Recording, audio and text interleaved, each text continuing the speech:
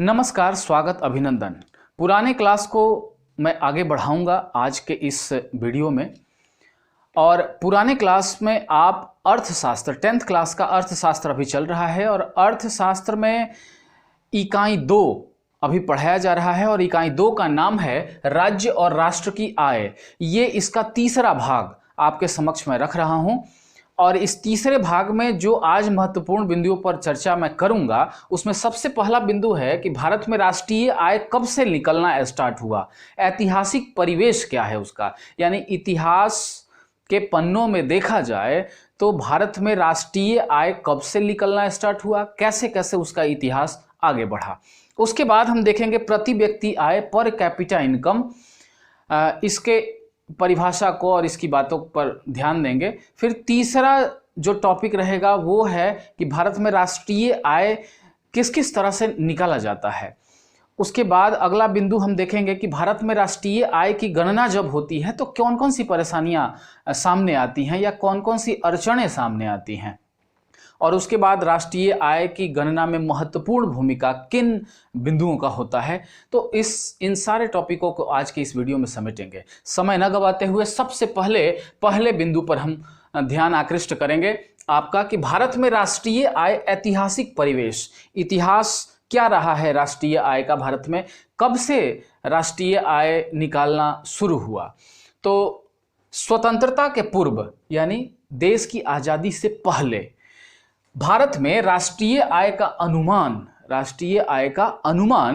1868 ईस्वी में भारत के प्रसिद्ध उद्योगपति या यूं कहें कि एक अच्छे शिक्षाविद, एक अच्छे गणितज्ञ जिनका नाम है दादा भाई नौरोजी, नाम ध्यान में रखिएगा, दादा भाई नौरोजी, ये वो नाम है जो भारत में सबसे पहले आय की गणना किए। और उन्होंने एक किताब लिखी जिसका नाम है poverty and un British rule in India. इसी किताब में इन्होंने सबसे पहले भारत में राष्ट्रीय आय की गणना का आंकड़ा प्रस्तुत किया और इन आंकड़ों में इन्होंने बताया कि भारत में प्रति व्यक्ति वार्षिक आय मात्र 20 रुपया है। यानी उस वक्त 1868 में भारत में जो व्यक्ति रहते थे, यूं कहा जाए कि एक व्यक्ति 1868 में भारत में एक व्यक्ति मात्र एक साल में 20 ही रुपया कमाता था। तो 20 रुपया वार्षिक आय, प्रति व्यक्ति वार्षिक आय 1868 में दादा भाई नौरोजी के पुस्तक poverty and un British rule in India के अनुसार मात्र 20 रुपए थी। ये पहला चरण हुआ राष्ट्रीय आय। देश में किसी व्यक्ति ने भारतीयों पर कुछ सर्च करके, कुछ खोजबीन करके आंकड़े प्रस्तुत किए। तो उसके बाद भारत में राष्ट्रीय आय फिर किसने निकाला, तो इसके बाद भारत में भारतीय अर्थशास्त्री, हालांकि ये भी दादा भाई नौरोजी भारतीय ही थे, ऐसा नहीं था कि विदेशी थे, वो महाराष्ट्र के रहने वाले थे दादा भाई नौरोजी। और शुरू तो वो यूनिवर्सिटी में मैथ के प्रोफेसर रहे, मैथ पढ़ाते थे। उसके बाद फिर वो उद्योग क्षेत्र में आए और उन्होंने कपास में अपना हाथ आजमाया। कपास के वो बड़े व्यापारी थे और साथ में शिक्षाविद थे, सामाजिक कार्यकर्ता थे, राजनीति में अच्छी पकड़ थी उनकी या राजनीति में वो इन्वॉल्व रहते थे। तो इन्होंने एक बड़ा काम किया कि देश में कितना इनकम है, एक व्यक्ति एक वर्ष में कितना कमाता है, ये आंकड़ा इन्होंने निकाला। ये एक बड़ा कार्य था और नया कार्य था उस वक्त। उसके बाद एक भारतीय और अर्थशास्त्री हुए जिनका नाम है VKRV राव। VKRV राव, पूरा नाम विजेंद्र कस्तूरी रंगावरदराज राव। इन्होंने 1925 से 29 के बीच राष्ट्रीय आय का आंकड़ा प्रस्तुत किया जो काफी मकबूल हुआ, प्रचलित हुआ। ये बताते चले कि ये हमारे देश के बहुत बड़े अर्थशास्त्री हुए और इन्होंने काफ़ी प्लानिंग सरकार को दी, काफ़ी कमेटियों में ये अध्यक्ष के रूप में रहे, एक बहुत बड़े अर्थशास्त्री ये भारत के हुए। और इसी कारण इनको 1974 में पद्म विभूषण भी दिया गया। 1974 में इन्हें पद्म विभूषण से विभूषित किया गया। ये एक बड़ा पुरस्कार होता है जो भारत सरकार देती है किसी व्यक्ति को जो अभूतपूर्व कार्य करता है। तो पद्म विभूषण से विभूषित ये व्यक्ति जो प्रसिद्ध अर्थशास्त्री हुए, इनका जो राष्ट्रीय आय से संबंधित आंकड़ा था ये भी काफ़ी मकबूल हुआ, काफ़ी प्रचलित हुआ। तो दादा भाई नौरोजी के बाद KVKRV राव, इनका राष्ट्रीय आय से संबंधित आंकड़ा भारत में प्रस्तुत हुआ। अब नेक्स्ट तीसरे चरण पर चलते हैं। तो तीसरे चरण की जो शुरुआत है वो 1949 में, 1949 में प्रोफेसर PC महालनोबिस की अध्यक्षता में 1951 में पहला रिपोर्ट प्रस्तुत हुआ। यानी कि ये जो नाम PC महालनोबिस हैं, इन्होंने, हाँ तो मैं बता रहा था कि PC महालनोबिस की अध्यक्षता में 1951 में एक कमेटी का गठन किया गया जिसके अध्यक्ष ये PC महालनोबिस थे। और इन्होंने एक रिपोर्ट राष्ट्रीय आय से संबंधित जारी किया जिसमें उस वक्त देश की राष्ट्रीय आय 8,650 करोड़ रुपए थी। टोटल देश की राष्ट्रीय आय 8,650 करोड़ रुपए थी। और अगर प्रति व्यक्ति आय देखा जाए, एक व्यक्ति कितना कमाता था उस वक्त, तो 246.9 रुपया, उनका आकलन ये था कि 246.9 रुपया एक व्यक्ति एक साल में कमाता है। यानी प्रति व्यक्ति आय कितना उन्होंने बताया, 246 रुपया 9 पैसा। तो ये 3 चरण जो ऐतिहासिक परिवेश से संबंधित थे, इसमें आपसे जब भी सवाल करेगा परीक्षा में तो 1 नंबर का सवाल करेगा। अब आपसे पूछ देगा कि poverty and earn British rule in India, इस पुस्तक के लेखक कौन हैं, तो दादा भाई नौरोजी। पूछ देगा कि दादा भाई नौरोजी ने 1868 में जो राष्ट्रीय आय से संबंधित आंकड़ा प्रस्तुत किया, उसमें प्रति व्यक्ति आय कितनी थी, तो 20 रुपए। ठीक। उसके बाद पूछेगा कि VKRV राव, इनके द्वारा राष्ट्रीय आय का आंकड़ा कब प्रस्तुत किया गया, 1925 से 29 के बीच। उसके बाद अगला क्वेश्चन आपसे पूछ सकता है कि PC महालनोबिस की अध्यक्षता में राष्ट्रीय आय से संबंधित आंकड़ा कब जारी किया गया, तो 1951 में, 1951 में। उसके बाद पूछ सकता है कि PC महालनोबिस के द्वारा जारी किया गया रिपोर्ट में प्रति व्यक्ति आय कितना था, तो 246.9 रुपया। पूछ सकता है कि राष्ट्रीय आय कितना था, तो 8,650 करोड़ रुपए। तो इस तरह से सवाल 1 नंबर से घुमा फिरा के आ सकते हैं। तो थोड़ा सा ध्यान आप इस पर देंगे।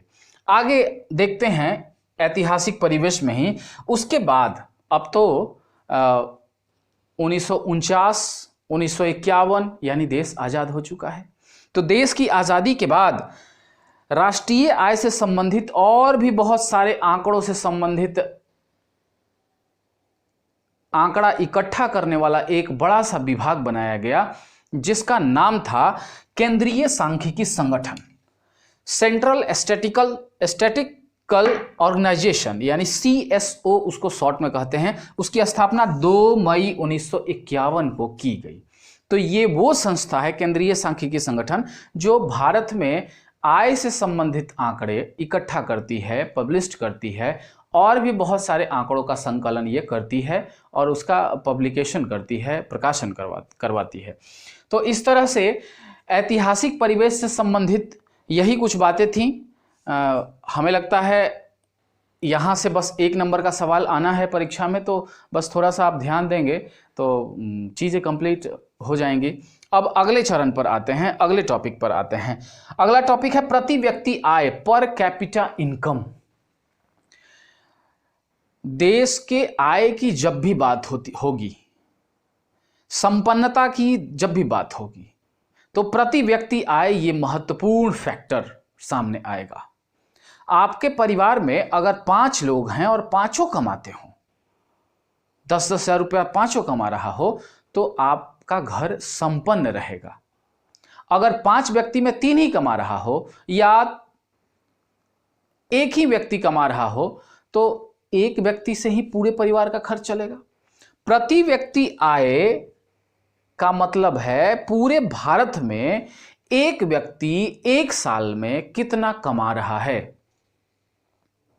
यानी एक व्यक्ति एक साल में जितना कमाएगा उसी हिसाब से देश की संपन्नता निर्धारित होगी। सब व्यक्ति अगर ज्यादा कमाएगा तो देश ज्यादा संपन्न होगा, अगर सब व्यक्ति कम कमाएगा तो देश विपन्न रहेगा। तो आंकड़ों को हम देखेंगे। सबसे पहले आपसे परीक्षा में जो सवाल करेगा उस पर ध्यान दीजिए। प्रति व्यक्ति आय को हम इंग्लिश में पर कैपिटा इनकम कहते हैं, और प्रति व्यक्ति आय निकालने का जो सूत्र है, सवाल यहीं से आता है, प्रति व्यक्ति आय निकालने का जो सूत्र है वो है कुल राष्ट्रीय आय यानी टोटल नेशनल इनकम बटा कुल जनसंख्या, टोटल पॉपुलेशन। ये राष्ट्रीय आय प्रति व्यक्ति आय निकालने का सूत्र है, ये एकदम रट लीजिए, क्योंकि परीक्षा में 1 नंबर का सवाल ज्यादातर यहीं से आता है।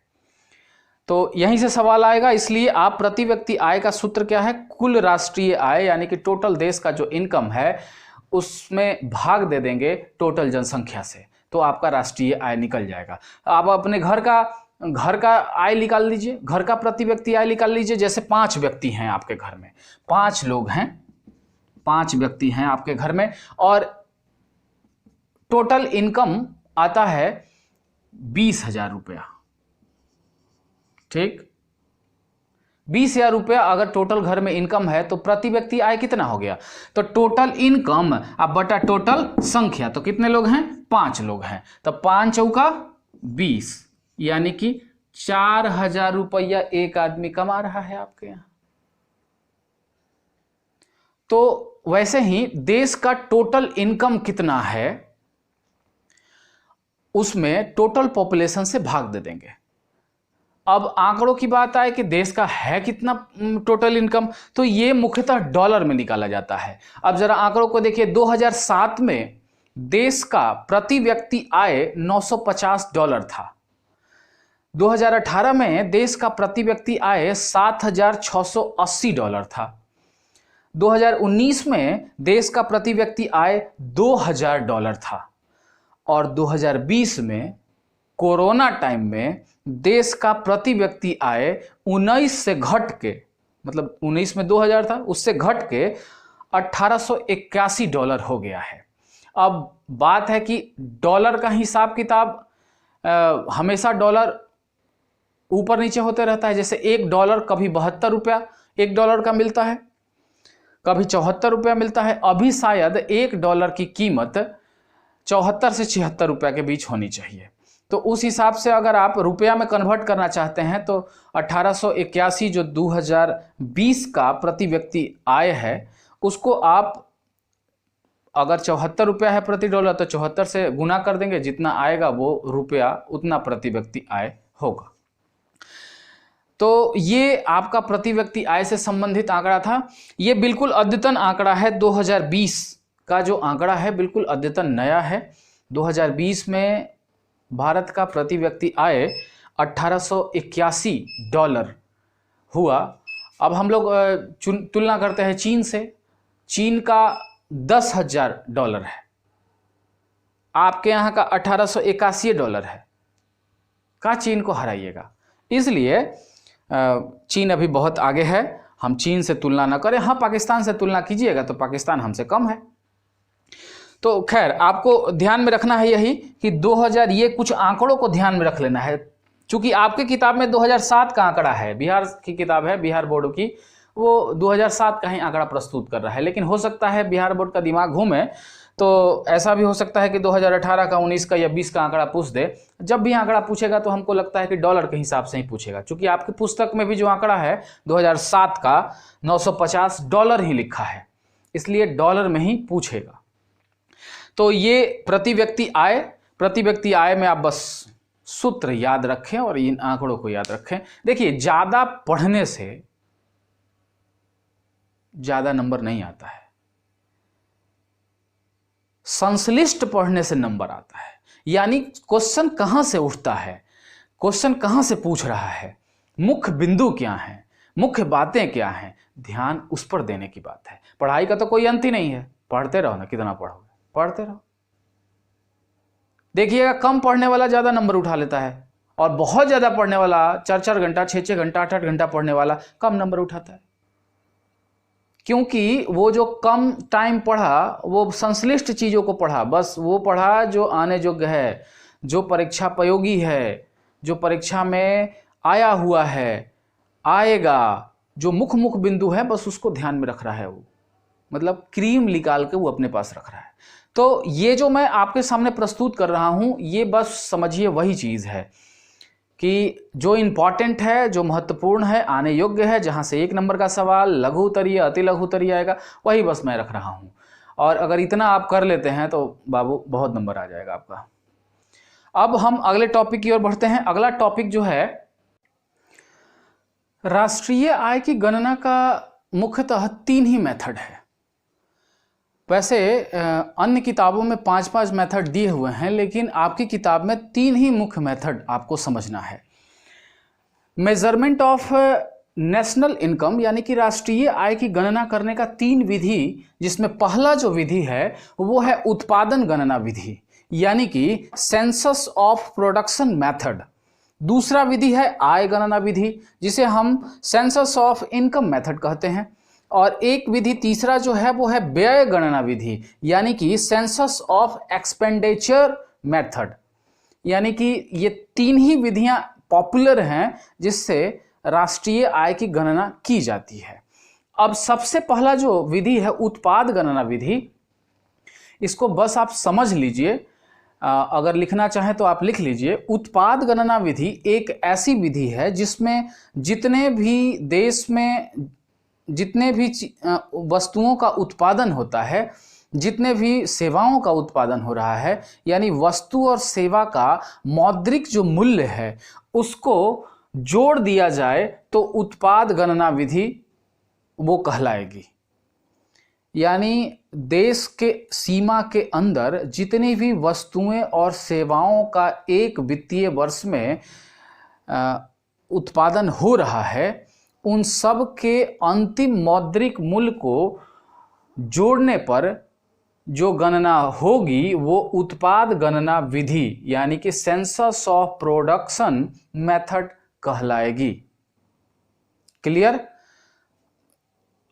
जितना भी उत्पादन हुआ ना, उन सब उत्पादन के, जो भी चीज़ का उत्पादन हुआ, जैसे लैपटॉप बना, गैस सिलेंडर बना, या और भी चीज़ें, जो जो चीज़ बन रहा है देश में, उसका अंतिम मौद्रिक मूल्य नोट करते जाइए और लिखते जाइए और सबको एक में जोड़ दीजिएगा।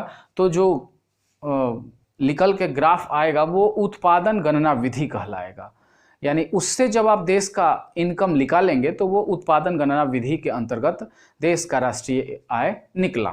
अब आते हैं आय गणना विधि पर, यानी कि सेंसस ऑफ इनकम मेथड।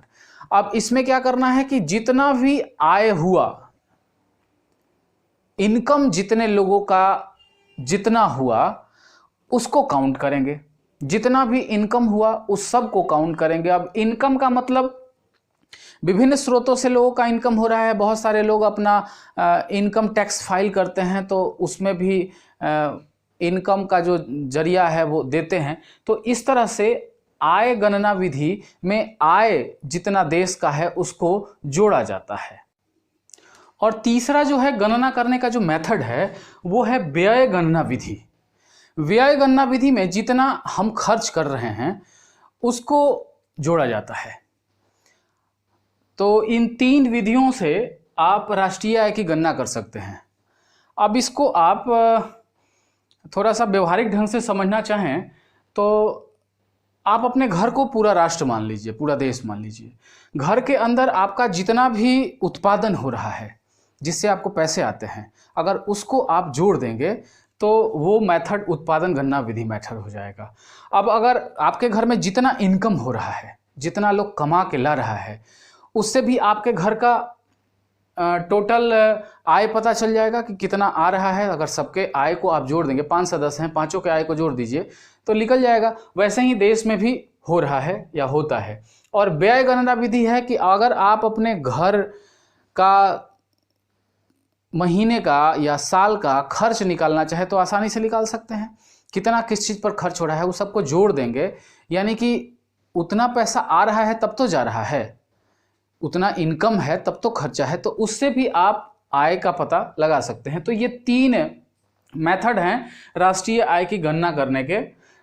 इस पर ही थोड़ा सा आपका ध्यान होना चाहिए। हालांकि परीक्षा में अभी तक इससे संबंधित सवाल नहीं पूछा है, लेकिन हो सकता है राष्ट्रीय आय की गणना आप किस तरह से करेंगे या राष्ट्रीय आय की गणना करने के मुख्य जो आयाम हैं वो कौन कौन से हैं, लघु उत्तरीय या दीर्घ उत्तरीय में पूछ सकता है, तो इसको आप ध्यान में रखेंगे। अब हम आगे कुछ और बिंदुओं पर चर्चा करते हैं। अब हम देखते हैं कि राष्ट्रीय आय की गणना करने में कौन कौन सी कठिनाइयां उत्पन्न होती हैं। तो एक एक करके चीज़ों को डील करेंगे। Difficulty in the measurement of national income. राष्ट्रीय आय की गणना करने में कौन कौन सी कठिनाई उत्पन्न होती है? मुख्यतः 3 कठिनाइयां हैं जो आपकी पुस्तक में वर्णित हैं, वैसे तो ज़्यादा कठिनाइयां हैं। सबसे पहली जो कठिनाई है वो है आंकड़ों को एकत्र करने में कठिनाई है। Difficult in collection data. आंकड़ों को एकत्र करना कि किसके घर कितना इनकम है, कितना प्रोडक्शन हो रहा है, कहाँ से कौन सी सेवा कौन दे रहा है, ये देखना, ये समझना, ये काउंट करना बहुत ही डिफ़िकल्ट काम है। क्योंकि हमारा देश 1 अरब 21 करोड़ की आबादी वाला एक बड़ा क्षेत्रफल वाला देश है, बड़ी जनसंख्या है। तो सारी वस्तुओं का उत्पादन, सभी सेवाओं का जो फैसिलिटीज़ प्रोवाइड कराई जा रही है वो, और भी बहुत सारी चीज़ें हैं। तो इन सब का आंकड़ा एकत्र करना ये एक बहुत ही कठिन काम है, और इस कठिनाई में भी आंकड़े इकट्ठा किए जा रहे हैं, परंतु कहीं ना कहीं से मिसिंग है, कहीं ना कहीं से गड़बड़ी हो जाती है। तो राष्ट्रीय आय की गणना करने में सबसे पहली जो कठिनाई उत्पन्न होती है वो है आंकड़ों को एकत्र करने में कठिनाई। और दूसरी जो कठिनाई है वो है दोहरी गणना की संभावना। ये पॉसिबिलिटी ऑफ डबल काउंटिंग, यानी पॉसिबल है कि एक ही चीज़ का 2 बार दाम जोड़ा गया, या एक ही डाटा 2 जगह से प्राप्त हो गया, या एक ही डाटा 2 बार प्राप्त हो गया। तो ये दोहरी गणना की संभावना हमेशा रहती है। जैसे एक व्यक्ति कोई गुजरात रहता है, एक व्यक्ति कोई बिहार रहता है, वही व्यक्ति बिहार भी रहता है, गुजरात भी रहता है, उसका कुछ फैमिली गुजरात में है, कुछ फैमिली बिहार में है। तो जब बिहार में काउंटिंग चल रहा था तो उसके फैमिली वालों ने वहाँ का भी पूरा डाटा जोड़ के बता दिया। अब वहाँ जब काउंट हुआ तो वो यहाँ का न दे के बस अपना दे दिए। तो इसी तरह से ये होता है कि एक ही आंकड़ा 2 बार आ जाता है, यानी दोहरी गणना की संभावना हमेशा बनी रहती है। तो ये एक बड़ा प्रॉब्लम है राष्ट्रीय आय के मेजरमेंट में, राष्ट्रीय आय की गणना करने में। अब तीसरा जो है वो सबसे बड़ा है, वो है मूल्य मापन की कठिनाई। ये कठिनाई बहुत ज़्यादा है।